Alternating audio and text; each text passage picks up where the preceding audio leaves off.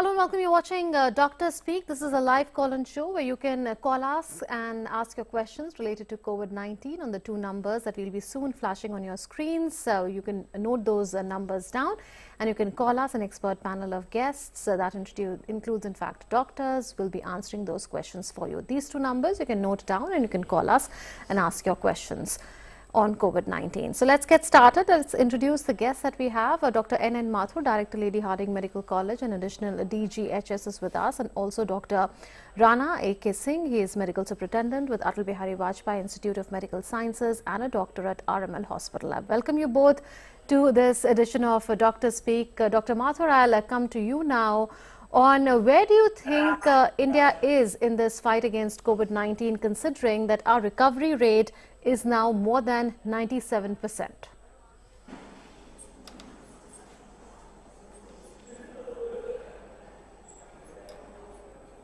Dr. Mathur? Hello. Yes, if you could hear me. Okay, we'll try and go across to Dr. Mathur in just a bit. I think we've lost the connection with Dr. Mathur at this point in time. So let's go across to Dr. Singh now. Dr. Singh, the same question that I asked Dr. Mathur, I'll put across to you now. Where do you think India stands in its fight against COVID-19 today, considering that our recovery rate, which has been galloping over time, has now crossed 97% mark? I think, you have asked a question, and answer to this question is integrated in the question itself. Recovery 97% would mean that nearly everybody who is getting infected is getting cured. So if we look at the whole scenario over last 1 year, we have been able to contain it to the extent that the incidence of infection is practically is very, very low. Recovery rate is 97%. So as far as the containing this disease, that is where we stand. On top of that, since the 16th of last month, we have already launched the most massive vaccination program in the world, and that vaccination program is against corona.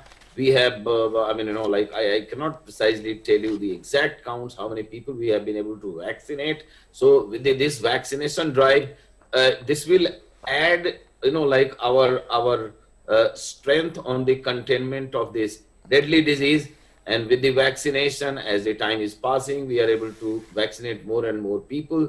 We are very close to having the herd immunity. And if we have the herd immunity, that would mean that practically most of the people of our country have developed immunity against this disease. So we are on a rock solid platform as of today, on fight against corona. Considering what it was over last 1 year, it was very catastrophic, very unpredictable, and we really didn't know where we are heading for, along with the rest of the world. Fair enough. So that's where we stand as far as India's fight against COVID-19 is concerned. And you said that India is very close to herd immunity. Could you expand on that further, considering that the 5th Sero survey has been held in Delhi, and that has found that 56% of Delhi's population, as per the sampling done, has been found to have antibodies. So does it mean that we are very close to reaching herd immunity, like you said? Is this yet another example of that? And is there also a threat of yet another wave that we need to be careful about? First part about the herd immunity, as I said, that we are progressing on that. We are vaccinating our people. Those people who were infected in the past, they have also got the immunity. Still the picture is not very, very clear, but at least those who are infected, they have immunity for say 4 to 6 months.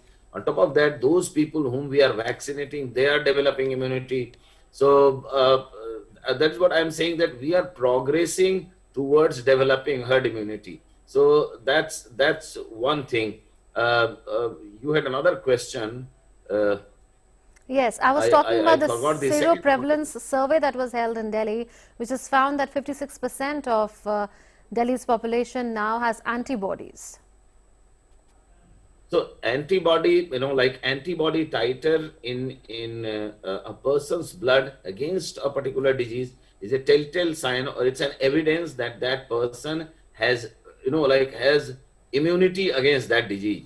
So all this club together, the vaccination, the people who has, I mean, these antibody titer 56% we are talking about, it is probably the people who were infected with the corona, whether they had developed symptoms or not have developed symptoms. So 56% days, and on top of, like the very rigorous vaccination drive, all this together, it is taking us closer to herd immunity. Okay, and we are also aware that there are several mutations of novel coronavirus. There is the UK variant, there is the Brazil variant, there is the South Africa variant, to name a few. Should India worry about these variants, and what should be our strategy going forward in order to protect against the changing forms of COVID-19, if I may say, which is now coming in front of us in various mutant strains forms? You see, if you look at the life cycle of a virus, all these viruses over a period of time, they mutate. That's a biological phenomena which nobody can deny. That's one. Having said that, like how the mutated strain of virus is going to affect, infect, or manifest, it's too early to make any solid statement on that. That's number two. And number three question also comes, we have got two vaccines, probably many of them, many more are in pipeline. All these vaccines, will they be effective against the mutated strain of the virus or not? These are few things, they are still gray area. That is why the government is doing its part, that somebody still, it has not come to us in the kind of number which we are seeing in like the Europe and other parts of the world. So that is why probably the government has acted preemptively and has made some restrictions on international travel in and out. So mutated strains, they do occur. I mean, that's a biological phenomena. Our vaccines, how much will they be effective? I mean, against the mutated strain, naturally these things are going to evolve. As far as the infecting us, the government is already taking up steps for that. About the second peak which we are talking about, Yes. can it be predicted on in a very dogmatic manner?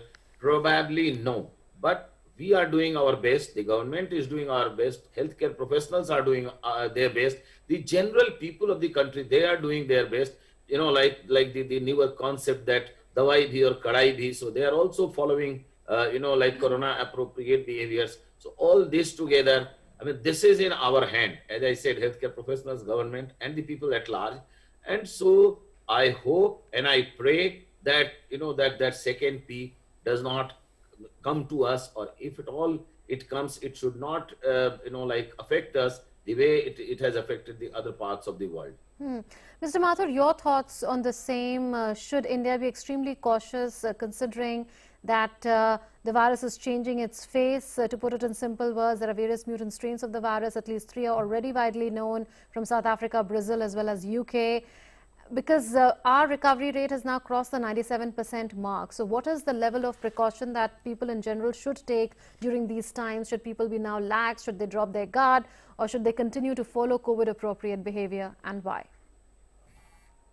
Yes, I feel that all of us should continue with the COVID appropriate behaviors, although we have achieved quite a lot, but still, because they are mutant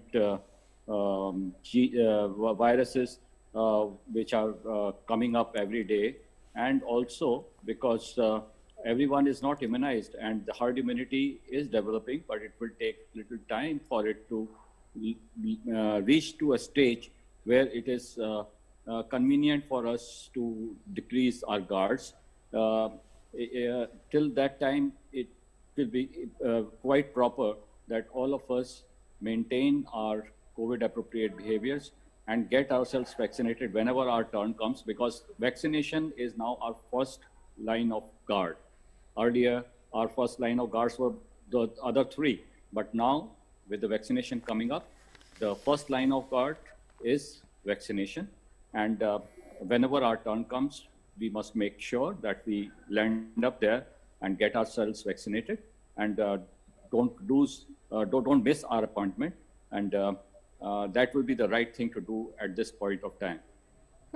Mr. Mathur, the government had said earlier that there are more vaccines which are in the pipeline, and we are aware that the phase 3 trial results of at least 2 more vaccines that also have an India connection have also been announced by the companies. So going forward, do you think the government would want to look into the option of mixing shots as well, or do you think the government will continue with its present stand that if you are having the first shot of Covaxin, you should go in for a second shot of Covaxin only, and that if you're going in for the first shot of Covishield, then you should go for the second shot of Covishield only? No, that will continue.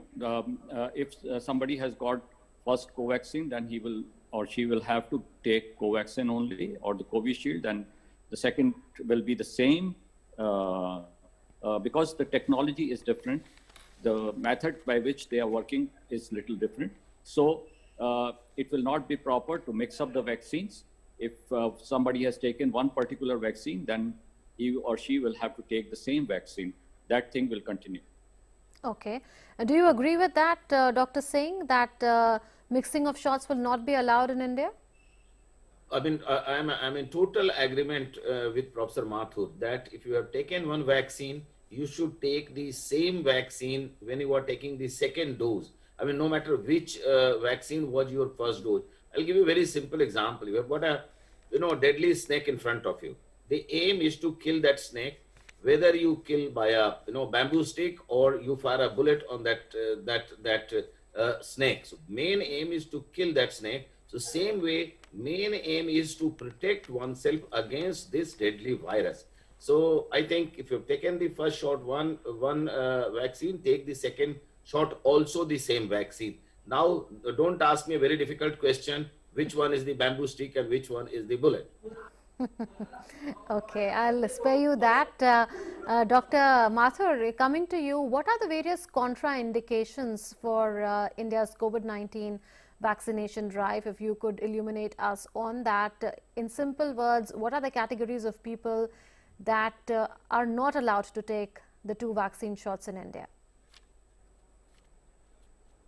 Is this question for me? Yes, Dr. Mathur. There are certain group of people who are advised to be careful while taking the vaccine, and that has been specified while you take a shot. In the Covaxin, there is a consent form which enlists all the conditions, be it allergy to any thromboembolic phenomena that the person could be having, or anybody with blood dyscrasias and things like that. They are all enlisted there, and the doctor on the vaccination site will be able to explain to the patient as to and examine the patient and find out if or the individual to find out if that person can take the vaccine easily or not, or it is contraindicated. So everything is specified for particular vaccine, and in the Covaxin, because it has come in an emergency mode. Both the vaccines have come in an emergency mode, but in the Covaxin there is a consent form which runs into one page, and all the things are enlisted there, and everyone should read that carefully and then agree to it. Dr. Singh, would you like to weigh in on this? What are the various contraindications for India's COVID-19 vaccination drive? Because we are sometimes flooded by calls or messages from people who want to know that if they have a particular condition, should they go in for vaccination, considering that this is a voluntary exercise? Majority of the answer has already been given by Professor Mathur. I would slightly deviate, and I'll answer your question. And that deviation is ingrained in your question. There are a lot of questions they are coming that I am like beyond certain age, say 65, 70, whatever. I have got diabetes, I have got hypertension, I have undergone, some kind of kidney transplant, all this. One solid contraindication is that if you are like allergic to many things, so that makes you vulnerable for developing allergic reaction, you should avoid that. if you have got any active disease, like you have got fever, you have got any active disease, currently you are not well, you are sick, this is not the best time to take the vaccine. But all those other 2 3 questions, they keep on coming, that like I've got like age beyond that, and comorbidities, transplantation, everything. All these factors, they reduce the immunity of an individual. And if your immunity is reduced for one reason or the other, then you are more vulnerable to contract this disease. Not only that, in the face of reduced immunity, if you develop this disease, this can take a very severe form, and it can become like it can manifest in a very severe form, and can end up in a adverse outcome. In that case, I would believe that if you do not have any active disease, one should get vaccinated. Any person whose immunity is less will generate or develop less profound immune reaction with the vaccine. But you will be certainly better than if you are not vaccinated, if you do not have antibodies against this virus in your body. So one should take these vaccines. I have already enlisted these 2 3 things which keeps on coming. You should take this vaccine. A, it will protect you against development of this disease or against contraction of this disease. And B, if you suppose get infected, then the severity will be much lesser than if you had not taken the vaccine at all. So my absolute, contraindication, we have already discussed. But if you are not figuring in that contraindication, one must take this vaccine. I took it on day 1, 16th of last month. Okay, so you took it on day 1, and earlier, Dr. Singh, there were apprehensions among people with regard to adverse events, but is all that now settling down with an awareness campaign also that has been launched by the government to educate people about the need for vaccination and about the fact that India's 2 vaccines have a huge market the world over. India is supplying them to various countries, and thus there is a paradox with some certain sections of vested interest trying to create confusion around the safety of the vaccines. So would you say that that is an issue that is settling now? By now the issue is already settled. Why? Because we have vaccinated millions and millions of people of our country. To start with, the vaccine was manufactured in a laboratory by a solid scientific method. It was tried and tested, and then only government decided to give emergency permission for vaccination of the people, because during the peak of the corona, we knew how fatal it could be. So now that dust or froth is already settled, because we have vaccinated millions and millions, and we are hardly seeing any serious adverse outcome. Little bit, minor or form of adverse outcome or reactions, which we say, they like, you have developed some amount of fever, body ache, some amount of headache. These are telltale signs that the vaccine is doing its job in your body. Your body immune system is reacting to this vaccine and generating antibodies. This is a kind of surrogate marker of the efficacy of vaccine in your body. So I think all these apprehensions, and you have rightly said that so many countries across the globe, they have asked for our vaccine. Have they asked it whimsically? No. They also have got, scientists, like medical institutions, medical professionals, government advisors, everything in place. And all of them, they have decided that, and they had the input that this vaccine is manufactured in a very scientific way. It has been tried and tested, and that is why they are ordering, and our government is generous to supply it to them so that they also develop that immunity. So individual, like apprehension, concern, whatever may be the reason, as a matter of fact, there is no scope for it, as it stands today. That's my opinion on that. Okay. So let me remind the viewers that there are 2 numbers that we are flashing on the screens. You can take note of those numbers and call us live, and the 2 guests that you see will be answering those questions for you. Mr. Mathur, we heard Mr. Singh say earlier that India seems to be close to the herd immunity mark. Do you agree with that? And will this herd immunity be infection-induced? How long is this herd immunity that is infection-induced expected to last? And is it advisable for people to go in for vaccine-induced herd immunity and does not think that the pandemic is on its way out and thus they don't need vaccination at all now? Absolutely. The herd immunity in the proper form to come and in a structured form and in a regulated form to happen should happen with the vaccination and not through the infection. The herd immunity coming through the infection is not our aim. It should come with the vaccination, and that's why the vaccinations are made and vaccines are made. So it is very important that we all take our vaccine, irrespective of the fact whether we got infected or we don't have to prove whether we have the antibodies or not. It is over and above the infection in case we acquired or the immunity or the antibodies which already we have. We don't have to get our blood sampling done and prove whether the antibodies are there or not. It is that is the case in some of the vaccines, other vaccines, like in the hepatitis B vaccine. When you take the titers are measured, and in case you have enough titers, then you are not required to take those vaccines. But in this particular case, we are not measuring and the antibodies level or finding the titers to decide whether the person has to be vaccinated or not. So everyone has to take this vaccine, and the immunity coming through the vaccine will be the proper form of herd immunity. Although we are, with the vaccines and without the vaccines, we are going in the direction of some sort of herd immunity, which may not be of a desirable level till now. Mr. Singh, so is vaccine-induced herd immunity more reliable and the best way forward as opposed to infection-induced herd immunity?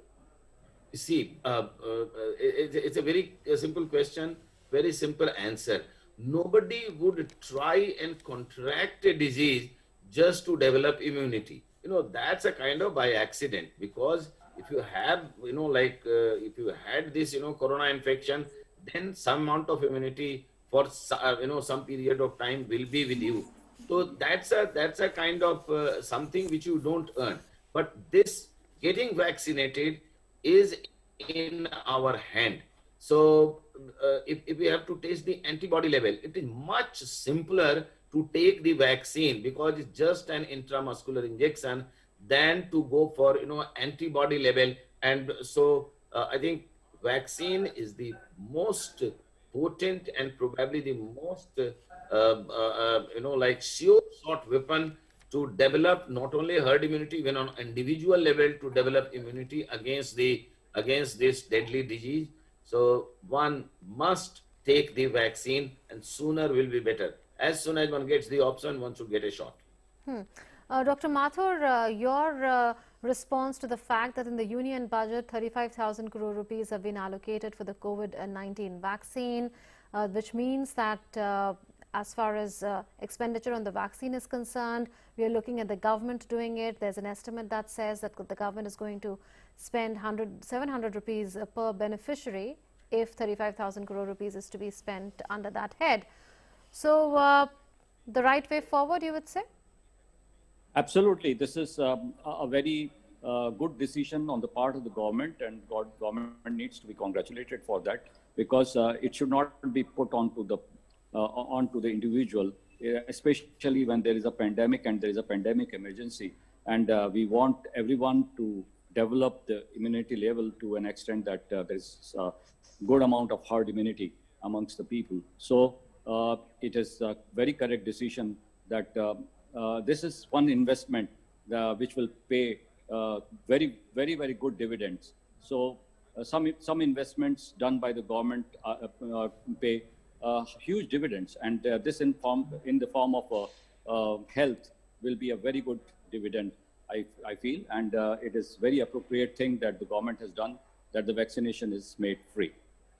Well, on that note, we'll thank you, Dr. Singh and Dr. Mathur, for joining us on Doctor Speak. So This is a live call-in show, and we'll be showing this show to you from 3:30 to 4 on weekdays at least. That is from Monday to Friday. So you can call us and ask your questions on the two numbers every time we go on air, and the experts will be answering those questions for you. That's it then in this edition of Dr. Speak. Thanks for watching.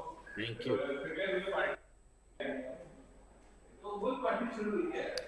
So we'll see you again tomorrow. Until then, goodbye.